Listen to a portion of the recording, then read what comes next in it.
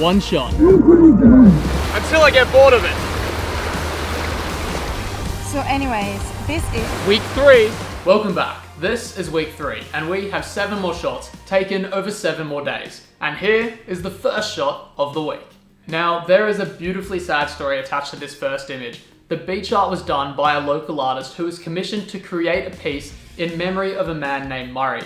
Now, from the few words his family shared at this sunrise, Murray was a man with a deep connection to the ocean, and particularly the waters around Byron Bay. And without delving too deep into this, the whale is actually symbolic, and it's a way in which his family remember him. The photo itself was actually shot pre-sunrise, and it was a really warm morning with a lot of haze in the air, and that haze, as you can see, lit up that vibrant red and orange color well before the sun came above the horizon, which gave us a lot more room to play with those shadows and create that sort of HDR style look without going too hard.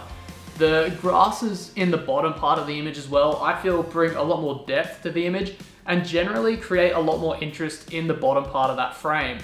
This is shot 2, day 2.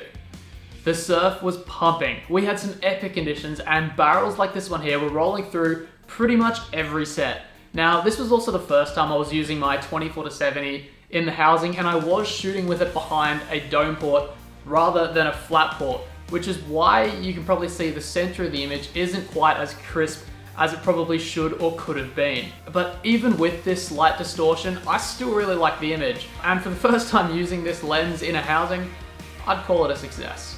Day 3, shot 3. The whales are on their way back home, and the water these past few days has just been unreal, and clearly the whales are enjoying it as well. Now, these guys spent a good 15 minutes playing around, blowing bubbles, and just generally enjoying the good conditions. And other than the whales, what makes this shot for me is the way that the light almost dances around the ocean floor, creating this lightning ripple effect. Now, that only really happens in these super crystal clear, shallow waters where the light hits it at just the right angle. And it looks epic. I really dig this shot. Day 4, shot 4. This next shot was captured at the pass, which, as you can see, is a really popular surf break, and the water clarity these past few days has just been amazing. And again, that's what makes the image for me. Those deep blue tones, they really draw you in, and they really demand your attention. I also think reducing the image's color palette here and simplifying it down to the blues, greens, whites, and blacks really elevates the shot and removes those distractions. The lack of wind and small waves as well really give off this calm feel to the image. This is day 5, shot 5. The fantastic weather had to end eventually, right? This is a shot of a friend of mine, Lisa, shooting some hectic sunrise storm waves in 60k winds out of the most eastern point of Australia. We were literally standing out at the Cape shooting in one of the most exposed zones on the east coast, and we did see the weather forecast before we went, so we knew exactly what we were getting ourselves into.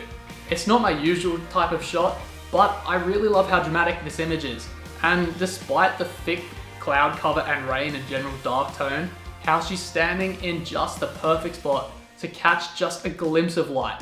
It adds this small little sparkle to an otherwise dark, gritty, and super moody image, and I kinda love that. This is day 6, shot 6. With all the rain, the following day we headed out to one of the local waterfalls and captured this pretty sick shot of Andre standing under the falls. What makes this shot is its perspective. That really low angle combined with a really low aperture creates a lot of depth of field and really draws your eye straight to the subject. It also creates this dreamy effect, which I think really suits this sort of waterfall shot.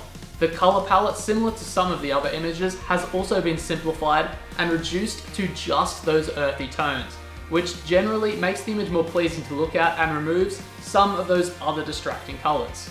And this is shot 7 and the final shot of the week. Final shot of the week is Andre's Mavic Pro fighting some super gnarly wind. Now, this isn't really the shot we had in mind when we set out to go shoot, but we've had some super average weather this past few days, really strong winds, really strong surf, and generally not that much to shoot. So we had to get creative. And similar to a few of the other shots we've already discussed, the colors have been played with. I'm sure a few of you have already picked up on that orange and teal look, which isn't a look I particularly like. It's extremely overused, but for a shot like this, I think it kind of works. Anyways, that's it for this week. Let me know down below what your favorite shot is and subscribe for more epic underwater, and photography content.